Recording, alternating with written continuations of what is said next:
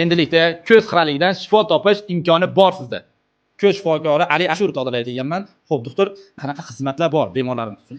Hozir 7 yoshdan 90 yoshgacha ko'zda har qanday shikoyati bor bemorlarni aniq diagnostika qo'yish va davolash ishlari yo'l qo'yilgan. Hamma oilasidagi muammo, barcha bolalar telefon o'ynayapti. Bolachalarga qanday ziyoni bor bu telefonlarda?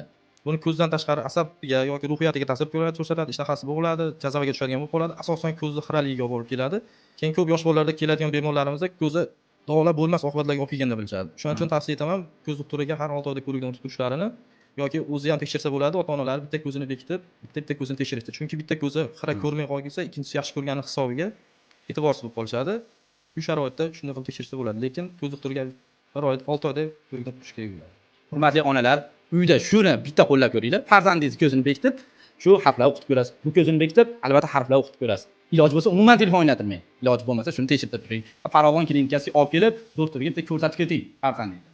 Ko'z shifokori ko'ruvi bilishimcha o'rtacha narx 200 ming so'm.